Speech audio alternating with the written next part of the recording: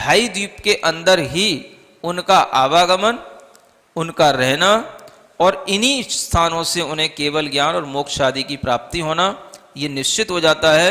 ढाई द्वीप के बाहर किसी को केवल ज्ञान नहीं होता, किसी को मोक्ष नहीं होता। ढाई द्वीप के बाहर से मोक्ष जाने की कोई व्यवस्था ही नहीं है। और जो ऊपर मोक्ष जाने के बाद में सीधा जो ऊपर स्थान है सिद्ध शिला का, वह सिद्ध शिला वैसे तो अपनी बहुत दूरी तक फैली हुई है, लेकिन वास्तव में जो सिद्ध लोक कहलाता है वो सिद्ध लोक केवल उतना ही होता है जितना ढाई द्वीप का विस्तार होता है। आ रहा समझ में?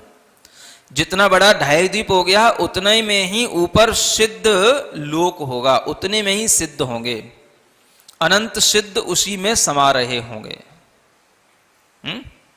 ठीक है, थोड़ा सा फिर से उठाना। इस ढाई द्वीप का जो विस्तार है ये 45 लाख योजन का बनता है। बन जाएगा? कैसे बनेगा थोड़ा सा वो भी आपको बता ही देते हैं, है ना।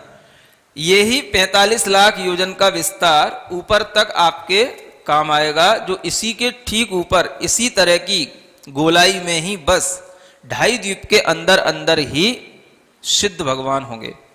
तो देखो ये जम्बू द्वीप था, इसका आपको विस्तार बताया था 1 लाख योजन का। ये पूरा विस्तार का मतलब है यहां से लेके यहां तक ये विस्तार कहलाएगा, है ना।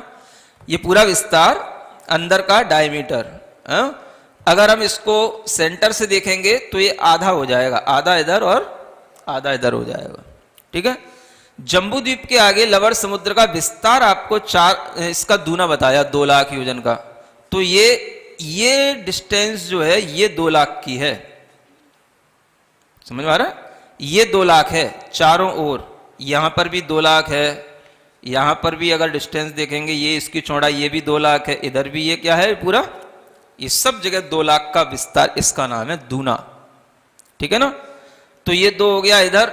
जब हम इधर चलेंगे आगे तो ये लवण समुद्र हो जाएगा, इसका विस्तार इधर 4, इधर भी इसका विस्तार कितना हो जाएगा 4। ठीक है ना। फिर जब हम इधर चलेंगे कालोदधी समुद्र में, इसका विस्तार हो गया दूना 8।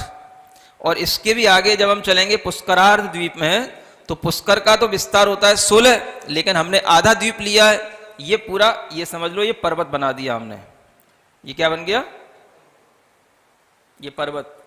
तो इस पर्वत के कारण से इसका विस्तार भी 8 का ही रह गया, 8 उधर चला गया, 8 इधर रह गया। ठीक है ना। अब इसको काउंट करो, 8 8 16, 4 20 और 2 22 और आधा 22.5। ठीक है ना। 22.5 इधर हो गया और 22.5 ही इधर हो जाएगा।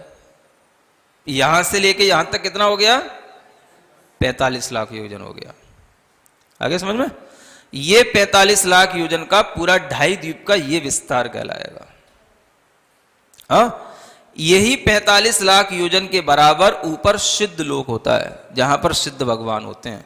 इसके बाहर जो अब असंख्यात द्वीप समुद्र हैं वो सिद्ध शिला पर भी खाली पड़ा होगा, वहां कोई स्थान नहीं है, सिर्फ सिद्ध लोकों का स्थान, क्योंकि यहीं से सिद्ध होंगे। यहाँ के भी मनुष्य हैं, पुष्करार द्वीप के मनुष्य, इन भरत आदि क्षेत्रों में, विदेह आदि क्षेत्रों में रहने वाले वो भी सिद्ध हो रहे हैं, और समुद्रों से भी सिद्ध हो जाते हैं, क्योंकि बहुत से मुनिराजों के ऊपर उपसर्ग होते हैं, देवलोग आकर के उनको समुद्रों में कहीं ना कहीं डाल देते हैं तो भी वो सिद्ध हो जाते हैं। तो सभी समुद्रों से और द्वीपों से इस तरह से जो है 45 लाख योजन की सीमा के अंदर ही सिद्धों का बनना और मनुष्यों का रहना होता है।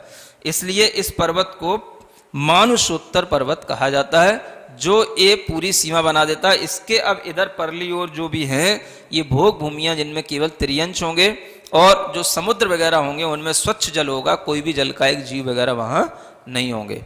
इस तरह की व्यवस्था को आपको जान करके आगे के जो कुछ थोड़ी सी जानकारी रह गई है वो आपको बाद में बता दी जाएगी।